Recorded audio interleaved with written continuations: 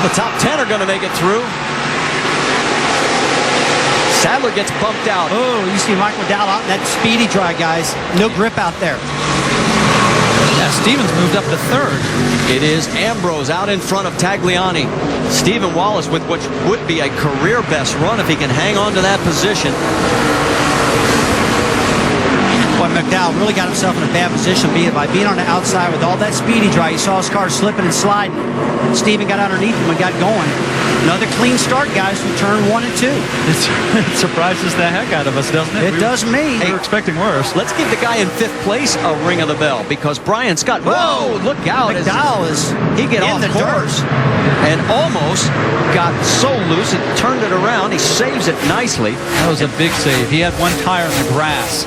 It's a hard way to break. Brian Scott has won top 5 in his entire nationwide career. Here he is on a road course, and there he is running in 5th. And there's Eric Almirola with his string of top 10 still going strong as he is at a good run. Like, look at this. The 32 of Resource that goes around. Bad for our point guy. He had come so far. He was second in the points just then, guys, by 2 points behind Ricky Stenhouse. This is going to hurt him big time. Drop to the back of the McDowell field. making a pass here. Taking a peek on the inside of Stephen Wallace as they go into 13. Can he make it stick? Little contact up over the curbs. They both survive. Well, that's as good as that can turn out. You see Stephen choosing to block a little on the inside, position himself for turn 1. 2 laps remaining on this 2.7-mile circuit. Wallace trying to hold off Scott. Looks like there was a little contact there. Courtesy of the bumper cam, there was no doubt about it. Well, you can tell the intensity heating up. No, Ricky Stenhouse goes around. That was our point leader right there.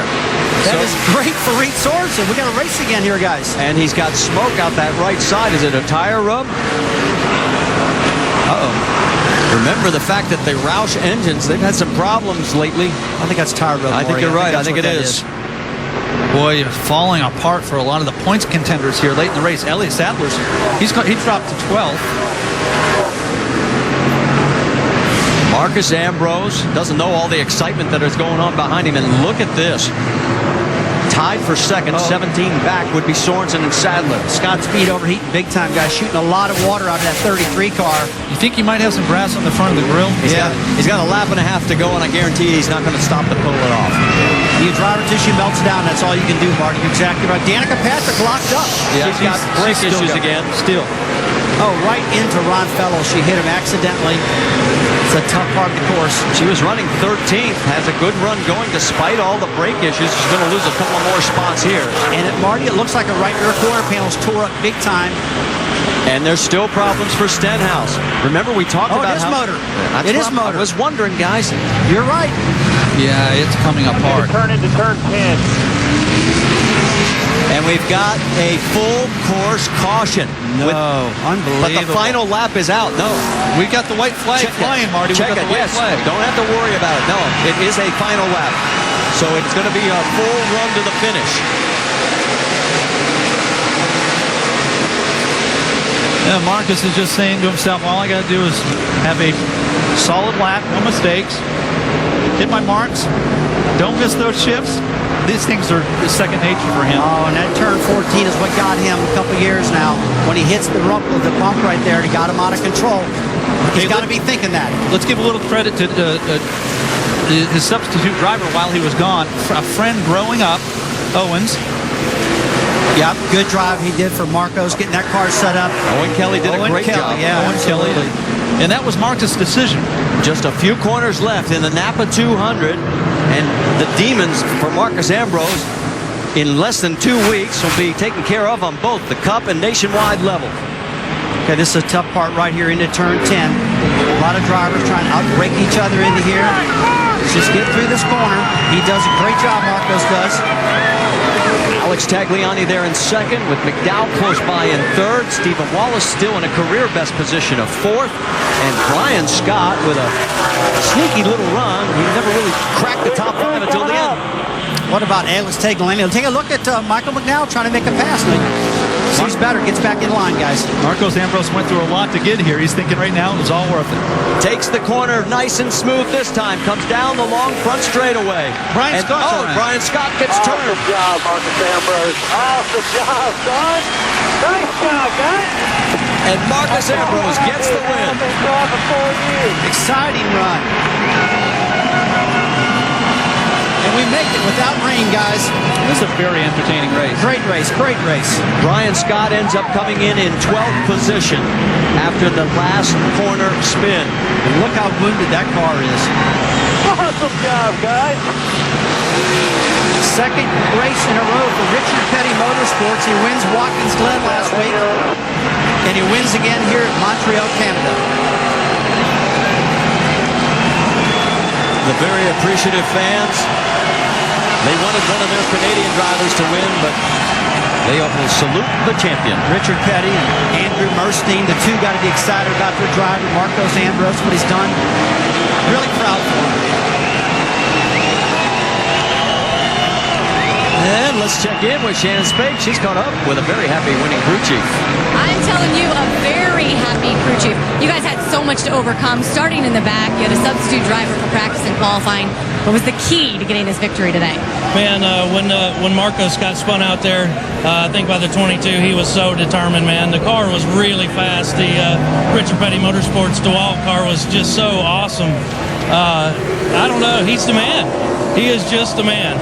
And I think the crew down here, they're pretty good too. Guys? All right, thank you, Shannon, as the celebration is just beginning here in Montreal, Quebec, as Marcos Ambrose, in literally a span of less than a week, wins his first nationwide race and his first cup race back at Watkins Glen. We'll get a chance to talk to him. I guarantee you he is going to have one big, deep breath, and a lot of demons have been exercised. NASCAR Nationwide Series at Montreal is brought to you by Geico. 15 minutes could save you 15% or more on car insurance. Back here at the circuit, as they say in French up here in Canada, Gilles Villeneuve. There is the winning car of Marcos Ambrose. And do you notice those little drops on the hood and the roof? Yes, it has just begun to sprinkle lightly here at Montreal. So we get this race in, all 74 laps, under dry conditions. All right, let's go back earlier in the race. And here on pit road, actually, some contact we're hearing from the 66 and the 99 camp. As here is Stephen coming in. Whoa, okay, well. Jim, what's going on? Well, that's the first thing I'm going to ask Steve Wallace about, even though he just posted a career-best fourth-place finish. You saw the same replay I did. What gives? I don't know. My 5-hour Toyota was really fast today. We had a couple challenging moments where me and Carpentier were racing really hard, and I got underneath him. I tried to outbrake him. He crowded me. I got loose, and I spun him out. Obviously, Baxter was upset. I'd be upset too. Yeah, but only girls pull hair, so I don't really know what to say about that. But great finish for our 5-hour Toyota. The pit stops were great. The car ran great all weekend, and today was a good finish. And I feel really bad about what happened to Jason Leffler. That might have looked intentional. It wasn't intentional. I'm trying to seal everything up I can with him, and I feel really bad about him. And that was honestly a racing deal. Me and the 9-car Ambrose were side by side. He was in front of him, and I checked up, and Leffler was coming down. But I used to swear on my life that was not intentional. So, Jason, if you're listening, I'm sorry, and that's all I can say. But 5-hour Toyota was fast, man, and we're going to go to my favorite track, Bristol, have a good run. Congratulations on the finish. That's Steve Wallace, guys. And we do not have that on any of our cameras, so we can't show you exactly what he is referring to. And so there is Marcos Ambrose as he is making his way towards victory lane to begin the official celebration. So, tell you what, his hair's got to be hurting right now, doesn't it? I was going to say, Jerry Baxter obviously not happy. Well, he's driving hard. And look, as Patrick Carpentier's last race, I understand the frustration out of everybody. I mean, I really do. This was a tough one and all of it, but I tell you, it was an exciting race. But Yeah, I thought Steven made a mistake getting into the hairpin. Yeah, it was a little tight in there. But he redeemed himself. He battled back, had a top 5 finish, and it's just not the way you want to end the day. Well, Danica Patrick did not end where she wanted. She was up in the top 15, but you saw the brake issues late. She ends up 24th. Let's talk to her.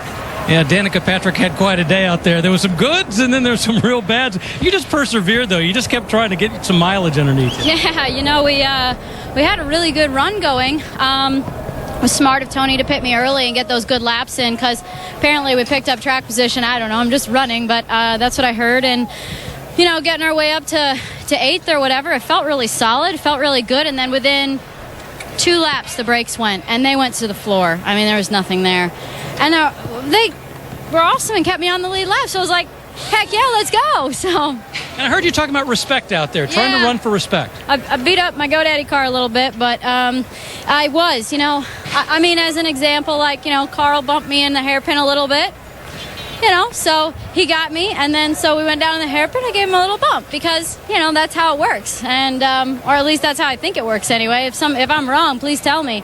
But it was about charging hard and being with good guys, and Villeneuve was up there, and he was kind of one of my childhood hero-like guys. So it was a cool place to be, and I learned a heck of a lot, and it was a bummer that I got a big wheel hop down in the hairpin, and I broke the axle or something like that. So. Anyway, it was, all in all, it was a good day, I guess. At the very least, a very adventurous first nationwide road course race for Danica. All right, thank you, Rick. And it's time now to head down to the One Main Financial Victory Lane, and let's celebrate with the man who's won 2 races in 6 days, Marcus Ambrose.